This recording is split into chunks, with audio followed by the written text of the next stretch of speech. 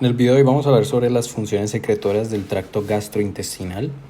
En el video pasado observamos lo que era más o menos las generalidades sobre el sistema gastro. Hablábamos sobre todo el tema de los reflejos, las fases de la digestión, hablábamos pues de la ingesta, que si la fase voluntaria, faríngea, esofágica. Hablábamos de los diferentes tipos de digamos de reflejos, que el reflejo enterogástrico o gastroentérico, hablábamos del reflejo vagovagal, hablábamos de la bomba pilórica, hablábamos del complejo motor migratorio y diferentes de estas características, ¿no? Hablamos de los diferentes plexos que habían. Entonces vamos a hablar específicamente en el video de hoy lo que es la función secretora como tal de lo que sería principalmente el estómago, ¿sí? Entonces, recordar que tenemos dos tipos de glándulas. Sí, tenemos dos tipos de glándulas, que son glándulas que pueden ser glándulas secretoras y que pueden ser glándulas mucosas. ¿Sí? Las glándulas secretoras, cuando hacemos referencia a glándulas secretoras, hace referencia específicamente a las enzimas digestivas. ¿Sí? Secretamos enzimas que van a digerir todo lo que tiene que ver como carbohidratos y demás, que inicia desde la boca y llega hasta lo que es la parte distal del ilium. Luego están las mucosas, que las mucosas, principalmente las glándulas que generan moco, son principalmente para la lubricación y protección como tal. Ya más adelante vamos a ver sobre, por ejemplo, las que generan lo que sería, digamos, una inhibición del ácido gástrico o un aumento del ácido gástrico, y cómo el moco puede servir como barrera o no de protección como tal, ¿sí? Por ejemplo, los AINES, ¿sí? Aquí de dato, los AINES normalmente dañan el moco que se produce a nivel del tracto gastrointestinal. Entonces esta falta de moco, especialmente en el estómago, genera lo que es la gastritis, ¿sí? Porque no tenemos un moco que proteja y por ende pues se genera lo que sería una gastritis como tal por el ácido gástrico. Tenemos lo que son diferentes glándulas, como pues tenemos lo que son células mucosas que generan lo que son, digamos, moco, ¿sí? Tenemos las células secretoras en las criptas intestinales, que le llaman. También tenemos las glándulas tubulares profundas o las glándulas de Brunner, normalmente le llaman, que están en el estómago y la parte proximal del duodeno. Y también tenemos lo que son pues glándulas salivales, páncreas e hígado. ¿Sí? Nosotros vamos a abordar principalmente lo que son las glándulas que se encuentran a nivel gástrico, a nivel estomacal como tal. Tenemos lo que son la secreción de saliva, que pues esto es bastante sencillo. Tenemos tres glándulas, que es la glándula parótida, la submandibular y la sublingual. También la submandibular se llama submaxilar. Y la secreción de saliva pues va a variar dependiendo de la concentración y dependiendo del nivel de salivación. Me explico. Cuando estamos hablando de la secreción de la saliva, la organización de la glándula salival es como un páncreas, ¿sí? Tenemos lo que son diferentes estructuras mucho más pequeñas que luego desembocan en un conducto un poco más grande. Y lo importante es recordar de que tenemos la tialina, ¿sí? Que la tialina o tiamilasa, creo que también le llaman, pues es la misma amilasa salival, ¿sí? Recordar que la concentración de sodio y cloro tiende a ser un poco más baja, a diferencia, por ejemplo, de lo que sería la concentración de solutos, como es el potasio y como es el bicarbonato, del bicarbonato como tal. Entonces obsérvese que la secreción de la saliva es rica principalmente en lo que es potasio y en lo que es bicarbonato como tal, ¿sí? Esto sería por parte de la secreción de la saliva. No hay mucho más acá, digamos, importante. Recordar pues que las glándulas son estas de acá, parótida, submandibular y sublingual. Tenemos lo que sería una secreción serosa, que contiene lo que es la tialina o la alfa-amilasa, que es la misma amilasa salival. Y tenemos la secreción de mucosa, que es producida por lo que es la mucina, que pues funciona como un lubricante y protector como tal, ¿sí? Cuando hablamos de la secreción de la saliva y pues de la higiene oral y todo este tema, es la función de la saliva. Cuando hablamos de la función de la saliva, estamos haciendo referencia a que pues primero el flujo de la saliva arrastra los gérmenes y partículas de comida, También tenemos, digamos, otras enzimas, como pueden ser enzimas proteolíticas, que permiten iniciar, entre comillas, el degrado o la digestión de lo que es esas proteínas. Y también tenemos presencia de anticuerpos como primera medida de control o de sistema inmune o de barrera de primera línea frente a los microorganismos que entran vía oral. Tenemos la secreción de la saliva como regulación nerviosa, pues tenemos lo que serían, digamos, factores que inducen o no a la salivación. Recordar que el parasimpático es el que está relacionado con todo el tema de la salivación. Igualmente no quiere decir de que el simpático no tenga un papel como tal de estimulante. Sí lo tiene, pero en mucha menor medida. Pero lo tiene, ¿sí? Tenemos lo que sería también las texturas, ¿sí? Tenemos lo que serían las texturas y sabores. Cuando hablamos de texturas y cuando hablamos de sabores, recordemos que si una textura tiende a ser, digamos, desagradable para la hora de comer, cuando es una textura fea, tal vez un poco rugosa, un poco como que es contraintuitivo a la hora de comer, lo que hace es inhibir la secreción de saliva, pues porque el cuerpo dice, bueno, yo no me tengo que comer esto, no tengo que salivar esto. Y el sabor, pues lo mismo, los sabores ácidos promueven a la salivación más que todo, ¿sí? Para tratar de controlar o neutralizar ese ácido como tal. Acá tenemos los diferentes tipos de pues como las glándulas, ¿sí? Que tenemos la glándula submandibular, sublingual y tenemos la glándula parótida. Recordemos que la parótida es inervada por el nervio glosofaringio y lo que es la submandibular y sublingual son inervadas por el nervio facial como tal, ¿sí? Y bueno, también tenemos lo que son, digamos, los reflejos, como pueden ser el reflejo vagovagal, que permite lo que es la estimulación y poco más, ¿sí? Acá tenemos lo que son las enzimas, la alfa amilasa, que pues es un tipo de célula acinar y se encuentra en la glándula parótida, en la submandibular, y lo que hace es, pues, básicamente permite lo que es la iniciación de la digestión. Tenemos la lipasa, pues, que inhibe lo que es permite lo que es la digestión de la grasa. Y, bueno, otras dos más que son estas de acá, que no son muy relevantes, que digamos. Cuando hablamos de los mecanismos básicos de la estimulación de las glándulas, recordemos que estas glándulas pues van a ser, entre comillas, reguladas por tres tipos de factores importantes, sea con el alimento y el epitelio, sea con una estimulación a nivel del sistema nervioso central o una estimulación a nivel hormonal.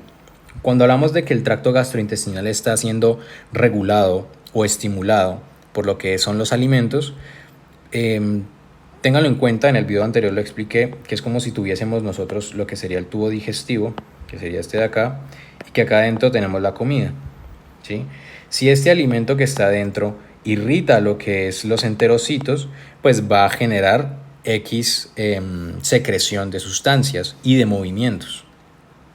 Si hay una distensión de la pared intestinal, o sea que se empieza como a distender porque hay bastante comida o no, pues genera más secreción o menos secreción. Y la estimulación táctil, pues es el hecho de que haya algo dentro del intestino, de por sí genera lo que es una secreción como tal o la propia inhibición. Tenemos lo que es la estimulación autónoma de lo que es la secreción, que es vía parasimpática, porque recordemos que aunque el simpático sí tiene que ver con la secreción, no lo hace tanto, o el protagonismo se lo lleva lo que es el parasimpático por parte de vago y lo que sería parcialmente, pues aquí dice glosofaringio, especialmente haciendo referencia pues a las glándulas salivales, principalmente la parótida, y también recordar pues que en el plexo sacro como tal, a nivel de la flexura cólica izquierda hacia abajo. Tenemos lo que sería la regulación hormonal, como es la liberación pues de hormonas en lo que es la comida, y polipéptidos, que luego los vamos a ver, que generan como tal una función en las diferentes glándulas. Acá tenemos lo que son propiedades, ¿sí? Tenemos propiedades del moco como tal, del tracto gastrointestinal, que pues tienen funciones como es la adherencia, protección de pared gastrointestinal, el deslizamiento de las partículas, la adherencia de partículas fecales, o sea que digamos que se compacte muy bien esa materia fecal, y la más importante es que es resistente a la digestión por enzimas y amortigua cambios en el pH. Esto es importante porque si nuestro estomaguito, bueno, digamos que eso es un estómago, si nuestro estomaguito no se encuentra muy bien protegido por la parte interna, pues su propio ácido gástrico puede generar lo que sería un daño. Y no solo esto, también las enzimas que generan diferentes tipos de células, como las principales o las pépticas, que generan pues diferentes tipos de enzimas que degradan lo que son proteínas, y por ende degradaría el propio epitelio como tal. Tenemos ya lo que son las secreciones esofágicas, que ya vamos a ir por partes, y hablábamos de la secreción a nivel de la boca, ahora vamos a hablar de la secreción esofágica, y sabemos pues que el esófago es un tubo de transporte y es transitorio, ¿sí? Y como es transitorio, pues lo único que necesita es deslizar, y como vimos acá, el deslizamiento de partículas pues es parte de una de las funciones del moco, y por ende el esófago solamente produce en su gran mayoría moco, ¿sí? Luego tenemos la secreción gástrica. Cuando hablamos de secreción gástrica estamos haciendo referencia a la secreción que se genera a nivel del estómago como tal. Cuando hablamos de la secreción gástrica vamos a tener dos tipos de glándulas. Tenemos glándulas que son glándulas gástricas y tenemos glándulas que son glándulas pilóricas. Las glándulas gástricas se van a centrar en la producción de el ácido clorhídrico, ¿sí?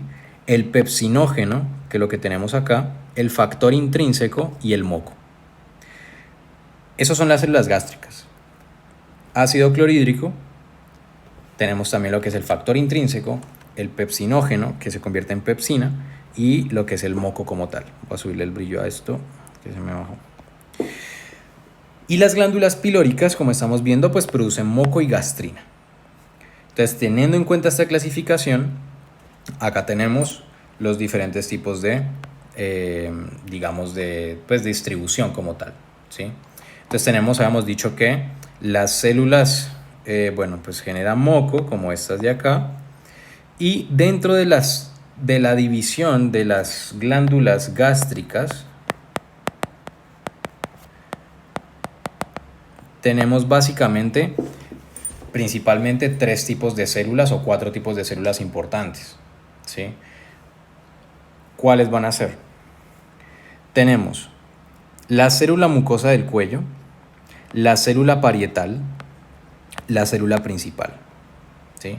También tenemos célula mucosa, sí, también la tenemos, hace parte, pero pues es bastante, digamos, obvio, entre comillas. Esas hacen parte de las glándulas gástricas, ¿sí? De las glándulas que hacen parte, de las células que hacen parte del grupo de las glándulas gástricas. Recuerden que son 2 tipos de glándulas gástricas y glándulas pilóricas. Acá tenemos lo que es de nuevo la división, ahora sí escrito glándulas gástricas. Tenemos las células mucosas del cuello, que se encuentran, pues, como su nombre lo dice, generan lo que es moco. Tenemos las células parietales, si ignoren este nombre, las células parietales, que son las que se encargan de producir el HCl, que es el ácido clorhídrico, y el factor intrínseco. Si las parietales producen ácido clorhídrico y el factor intrínseco. Y luego tenemos las células principales o pépticas, que lo que generan es el pepsinógeno, que luego se va a convertir en pepsina como tal. Acá tenemos lo que es la secreción del ácido clorhídrico, ¿sí? Que es cómo se produce el ácido clorhídrico o cómo funciona el ácido clorhídrico, que recordemos es producida por las células parietales principalmente. Y la característica de las células parietales es que si las comparamos, por ejemplo, con las de la mucosa, tenemos lo que son canalículos. Los canalículos son básicamente desembocaduras que permiten la conducción de las sustancias que libera, como es el factor intrínseco y como es el ácido clorhídrico. Entonces, eso uno. Lo otro es que tiene múltiples mitocondrias por el hecho de que tienen que sintetizar diferentes sustancias como tal. El ácido clorhídrico, pues sabemos que tiene un pH bastante ácido y que la concentración de este ácido clorhídrico o de hidrogeniones, especialmente en las células parietales, pues es 3 millones de veces mayor que en la sangre arterial como tal. Ahora, ¿cómo se genera el ácido clorhídrico? dentro de las células parietales, ¿sí? Habíamos hablado de que hay dos cosas importantes en las células parietales. La primera, que es el ácido clorhídrico, y la segunda, que es el factor intrínseco. Entonces, ¿cómo se van a producir este pues, ácido clorhídrico? Entonces, sencillo. Nosotros tenemos acá lo que es sangre, ¿sí? Acá están las venas, bueno, la arteria, como quieran llamarlo, los capilares. Y acá está la luz. Si yo necesito sacar, o sea, el producto es sacar HCl, ¿sí? Para yo hacer HCl necesito H más Cl. Entonces yo necesito sacar estos dos componentes para luego juntarlos y formar ácido clorhídrico. ¿Cómo yo extraigo o de dónde saco esos componentes? Sencillo, iniciamos desde acá. Entonces el paso 1 es que tenemos a estos dos señores, dióxido de carbono y agua. Mediante la Ca, que es la anhidrasa carbónica, lo que hace, es una enzima, es convertir esto en ácido carbónico. Este ácido carbónico que estamos viendo acá se va a disociar en lo que sería protones, hidrogeniones, y en lo que sería bicarbonato. Este bicarbonato que estamos viendo acá es el que va a salir mediante un cotransporte, especialmente un antiporte o contratransporte, que básicamente pues lo que hace es introducir cloro y sacar lo que es bicarbonato. Entonces yo ya tengo mi primer componente, tengo cloro, perfecto. ¿Qué me falta? Hidrogenión. ¿Dónde tengo el hidrogenión? Aquí. Entonces ya tengo H más Cl. ¿Qué pasa? Yo no puedo mezclar eso dentro de la célula porque la célula pues claramente pobrecita. Entonces, ¿qué hace la célula parietal como tal? La célula parietal lo que hace principalmente es, mediante la absorción de potasio, saca lo que sería el hidrogenión y saca mediante la difusión facilitada el cloro, ¿sí? Entonces el cloro sale por difusión facilitada y lo que sería el hidrogenión sale por un transportador primario como tal. Entonces esa es la diferencia. Aquí ya iniciamos con lo que sería la síntesis del bicarbonato, el ácido clorhídrico como tal. Y ahí es cuando se genera lo que es la secreción de ácido clorhídrico. ¿Qué sucede? El bicarbonato que entró al momento, o sea, el bicarbonato entró y lo que salió, el bicarbonato salió de la célula y entró al sistema capilar, que está acá, y lo que entró desde el capilar hacia la célula es el cloruro. Esto que estamos viendo acá, que es una secreción, imagínense que esto pues ocurre en cada una de las células multiplicado por muchas veces, es lo que se conoce como la entrada masiva de bicarbonato. Y la entrada masiva de bicarbonato es básicamente la marea alcalina que le llaman. Entonces la marea alcalina es cuando sencillamente por la producción de HCl se está introduciendo mucho bicarbonato. ¿Y por qué se produce HCl? Porque acabé de comer. Entonces de esta manera, por eso normalmente cuando uno come pues se conoce como que la marea alcalina como tal, que nos sentimos como perezosos y todo eso. Entonces principalmente eso. Otra cosa importante es que, por ejemplo, el omeprazol lo que hace principalmente es inhibir esta bomba de protones. Entonces esta bomba de protones que estamos viendo acá se inhibe por el omeprazol, y si yo no tengo que me bombee protones, yo no tengo ácido clorhídrico. Por ende, si no tengo ácido clorhídrico, no tengo un ácido como tal y me curo, entre comillas, de lo que sería empeorar una gastritis o de evitar una gastritis como tal, ¿sí? Por eso normalmente se utiliza para tratar la gastritis o tratar la acidez estomacal que le llaman. Entonces, principalmente eso. Acá tenemos lo que sería otra imagen igualita, que es básicamente y sencillamente lo mismo, solamente pues que acá está tal vez un poco más detallado. Acá tenemos lo que es el transporte primario, que mete lo que es potasio y saca lo que sería hidrogenión. Acá tenemos la difusión facilitada de cloro. Y acá tendríamos el cotransporte de lo que sería el bicarbonato con la entrada de el cloruro. Y pues la formación de lo que sería el ácido clorhídrico y la reacción química en la cual se forma el ácido carbónico, se disocia en protón y en bicarbonato y bueno, marea alcalina como tal, lo que se ha dicho siempre. Acá tenemos la bomba, canal de potasio, de cloro y bueno, ya lo de siempre. Luego ya tenemos lo que es la secreción del pepsinógeno. Cuando hablamos de la secreción del pepsinógeno, recordemos que el pepsinógeno están siendo secretadas por las células principales. Acá habíamos hablado de las células parietales, ¿sí? Las células parietales secretan, recordemos, HCl y secretan factor intrínseco. Ahora vamos a hablar de las células principales o pépticas que le llaman, que generan lo que es el pepsinógeno. Entonces el pepsinógeno, no sé si recuerdan en bioquímica, el pepsinógeno es un simógeno, ¿sí? Un simógeno. Este simógeno es básicamente pues una cadena de polipéptidos, ¿sí? Una cadena de polipéptidos que básicamente tiene un extremo que no es, digamos, necesario, entre comillas, para su función.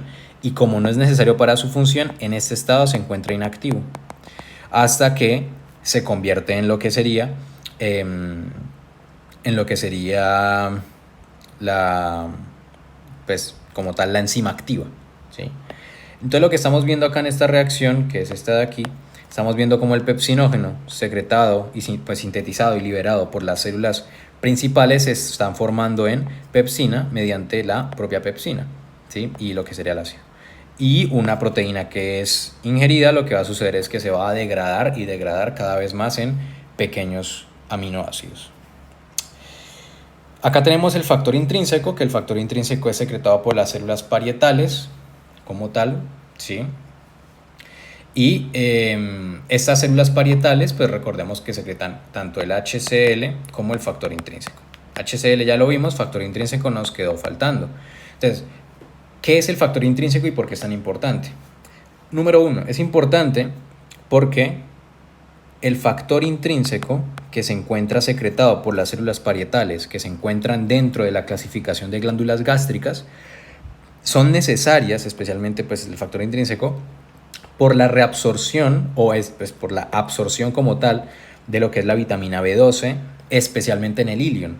Recordemos, esto es sintetizado en el estómago, ¿sí? Y pues también parte de lo que sería todo lo que sería como la entrada casi al duodeno, pero esto es secretado en el estómago. Y el ilion pues es casi la última parte de lo que sería el intestino como tal, ¿sí? Antes de pasar al intestino grueso. Entonces, ¿por qué es importante? Porque justo en ese punto, en el ilion, es cuando se reabsorbe la vitamina B12. Pero la vitamina B12 necesita de ayuda del factor intrínseco, que esto lo vemos más adelante en otra clase, y es muy necesario tenerlo en cuenta. ¿Qué pasa si yo no tengo células parietales?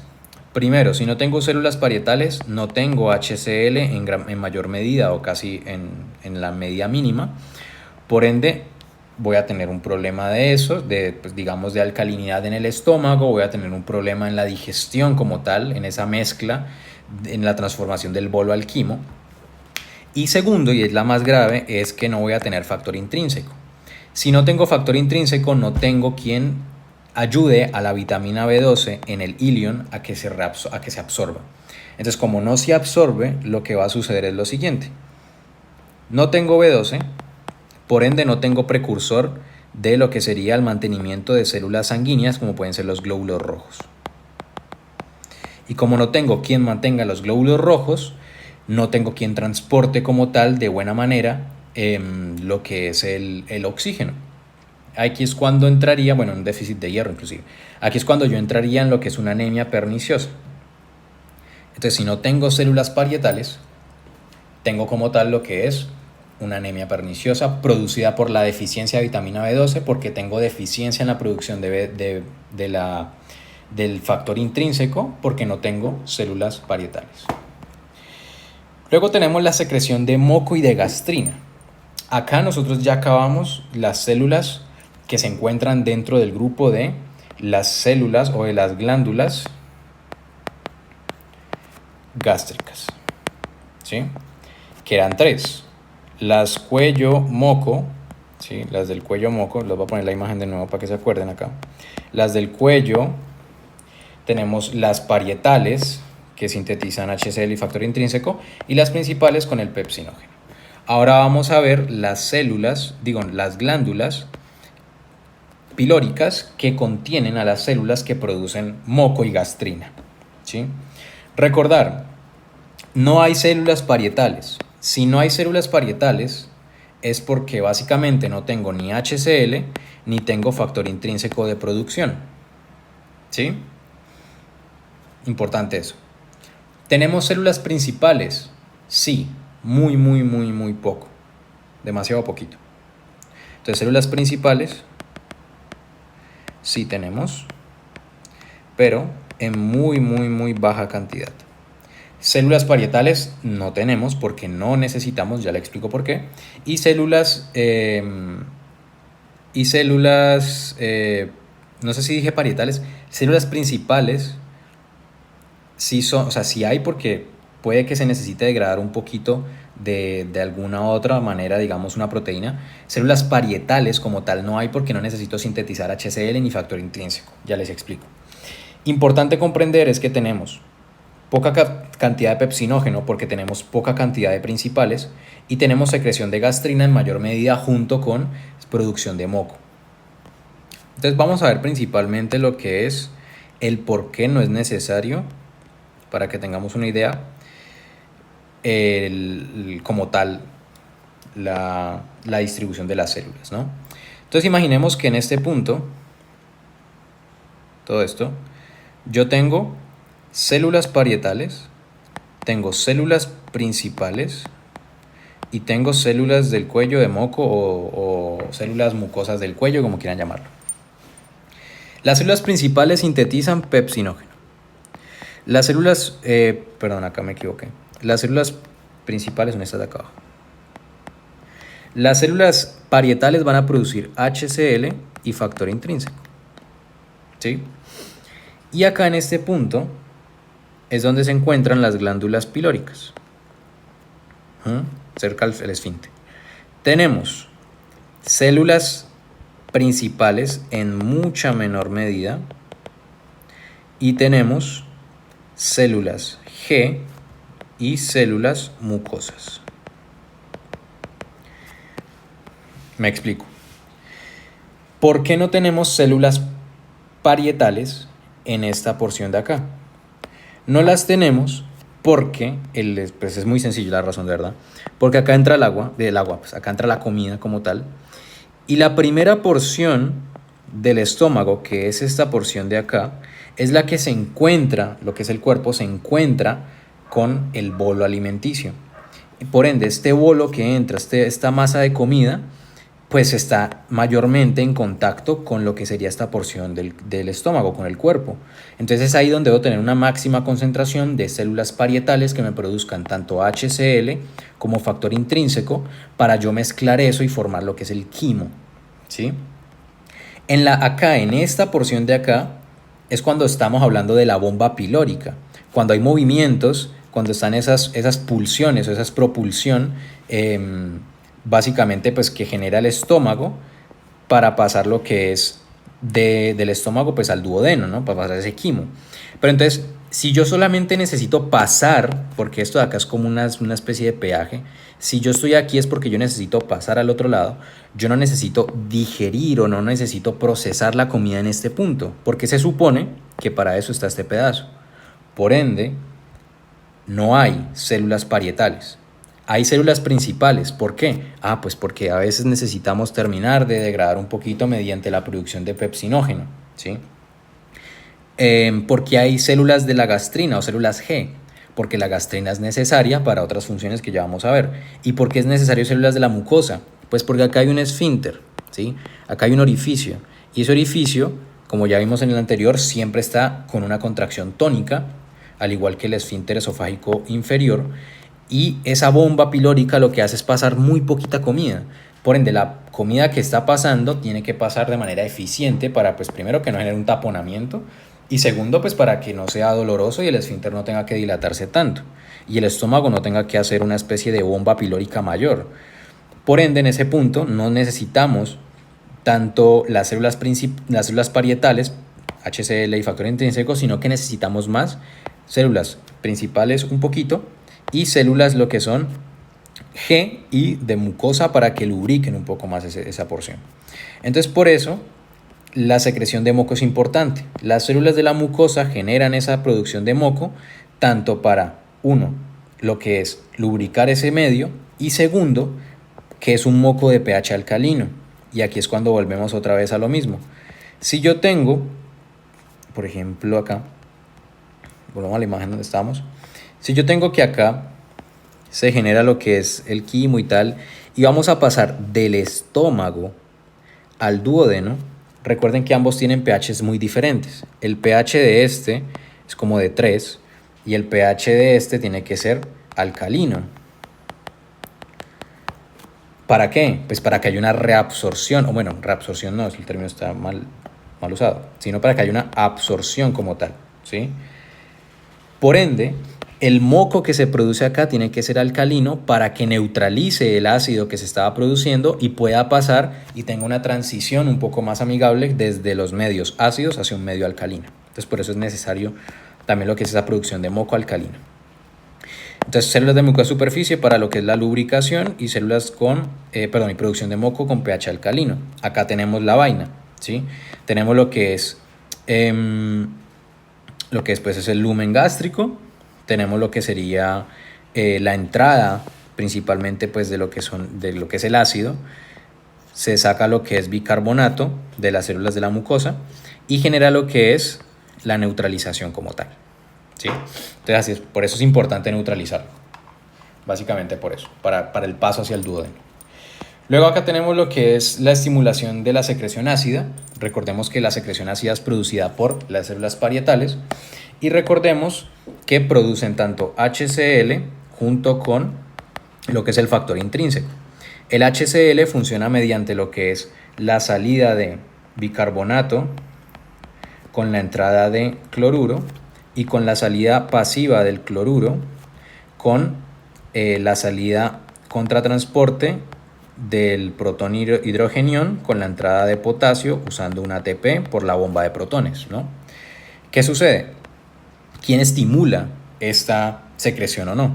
Entonces tenemos lo mismo, simpático, parasimpático y algún otro tipo de enzima y o polipéptido que genera lo que es la estimulación o inhibición. Acetilcolina, receptor de acetilcolina, recordemos, parasimpático genera lo que es esa estimulación. Tenemos lo que es la histamina, que la histamina es necesaria porque la histamina básicamente estimula lo que es la secreción de nuevo de ácido clorhídrico. Tenemos gastrina, que estimula la producción de ácido clorhídrico. Y, ¿qué otra cosa importante? Poco más, ¿sí? Vamos a hablar de dónde salió esta histamina y dónde salió la gastrina. La gastrina ya lo tenemos más o menos en cuenta porque ya hemos venido diciendo las glándulas pilóricas, que son 3, ¿sí? Que son 3, que son las células G, que son las células principales y que son las células mucosas o productoras de mocos. Están en el antro, ¿sí? En el antro del estómago. Tenemos lo que es la estimulación pues de gastrina. No es que se encuentren en el antro, sino, corrijo. Hay una presencia de proteínas, eso es una secuencia, ¿sí? Hay una presencia de proteínas en el antro del estómago, por lo que mediante las células G se generan la secreción de gastrina y esta gastrina va a viajar hacia las células parietales, que la estamos viendo acá, para generar lo que es la secreción de HCl y pues eso, ¿sí? También tenemos lo que es gastrina, que estimula las células enterocromafines para la secreción de histamina y de HCl. Y la histamina a su vez va a viajar a lo que sería la célula parietal y también estimula la secreción de HCl. Acá tenemos lo que sería más o menos un poco el diagrama. Sí, tenemos lo que sería la distensión del estómago mediante el reflejo vago-vagal y los reflejos locales del sistema nervioso entérico.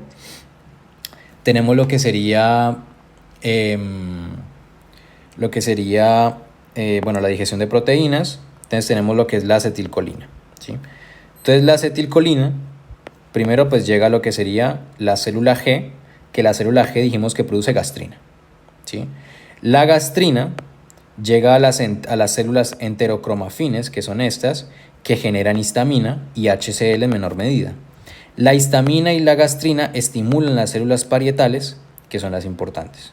¿Sí? ¿Por qué? Porque sintetizan y secretan lo que sería HCl y factor intrínseco. Entonces es más o menos cómo funciona la cosita. ¿Sí? Acá tenemos lo que es la regulación de la secreción del pepsinógeno, que recordemos es de las células principales, y pues es básicamente por lo mismo, por lo que sería el nervio vago, sistema nervioso entérico, o los propios reflejos entéricos como el vago vagal. Acá tenemos una especie de resumen. ¿Sí? Tenemos lo que es las células mucosas de superficie que producen moco y que su función pues es una barrera para proteger. ¿Sí? Tenemos lo que es la célula mucosa del cuello, que recordemos que pues lo mismo, son células que se encuentran dentro de las glándulas gástricas, que principalmente pues dice que secreta bicarbonato, recordemos también secreta lo que es el moco y pues amortigua como tal, ¿no? Las células parietales, que dijimos que secreta HCl y factor intrínseco, que es lo que estamos viendo acá, y el HCl pues activa lo que es la pepsina, como vimos el del transcurso del simógeno, de pepsinógeno a pepsina, y también mata microorganismos como la bacteria, ¿no? Y el factor intrínseco pues que se une con la vitamina B12 para la reabsorción a nivel del ilion, y pues el estímulo es la acetilcolina, gastrina, histamina. La gastrina, ¿de dónde sale? De las células G, que lo que hacen es estimular la secreción ácida gástrica, que ¿quién lo hace? Las células parietales. La histamina, ¿quién la produce? La histamina la producen las células enterocromafin, ¿sí? Y las células enterocromafin que producen histamina. ¿Y la histamina qué hace? La histamina lo que hace es estimular la producción de ácido gástrico de las células parietales. Tenemos las células principales que producen la pepsina o pepsinógeno, y tenemos las células D que producen somatostatina, que es la inhibición, ¿sí? Que es lo contrario, pero pues esto no lo vemos todavía. Y acá tenemos lo que son fases de la secreción ácida, pues que esto es lo mismo. Tenemos la fase cefálica, que es cuando se empieza a hacer la salivación. Tenemos los reflejos nerviosos, como el reflejo vago-vagal. También tenemos el reflejo enterogástrico, que pues es el importante. Y luego tenemos, pues nada, lo mismo, ¿sí? Reflejos vagovagales, la estimulación gastrina-histamina, que salen tanto de las células G como de las células enterocromafines para estimular las células parietales, y pues se genera lo que sería todo este tema de la digestión. Y bueno, acá tenemos otro tipo de imagen, pues que es lo mismo básicamente.